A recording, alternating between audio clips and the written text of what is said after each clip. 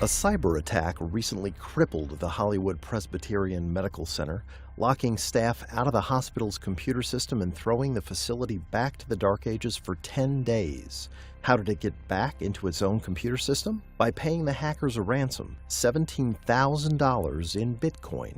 The news of what happened in California shines a light on ransomware schemes, which have become more common, but not more public.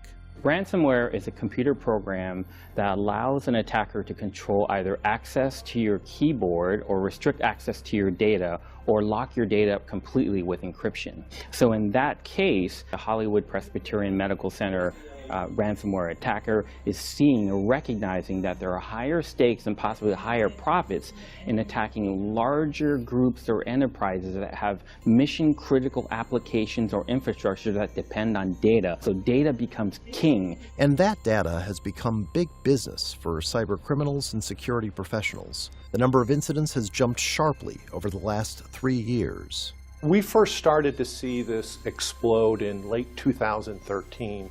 Every year, the number of attacks have doubled since then. And our estimate is around 3% of the people that get infected will actually pay that ransom. In Britain, there was one study that said 500,000 people were infected in a single year. But some of the numbers say like just 2 of the types of ransomware made $21 million. A lot of the victims are embarrassed and kind of feel shamed, so they don't report it.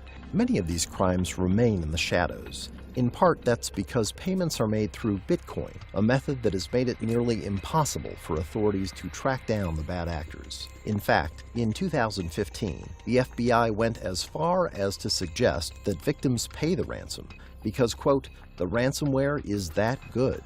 These are organized crime syndicates. These are sophisticated teams. It's not usually just some kid in his basement. Law enforcement definitely is aware of this problem. They're involved in cases and they have gone after the people behind these threats and attacks.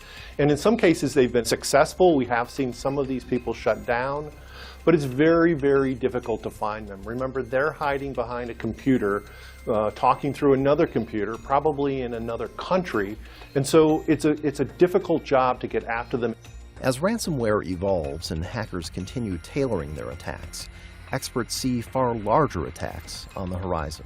Well, if you look at the disruption that can occur from ransomware on a mobile device or the cloud, you're holding up huge infrastructures, huge commerce capabilities across the board, like Amazon Web Services, Google, OneDrive. That will certainly put our World Wide Web infrastructure down to its knees.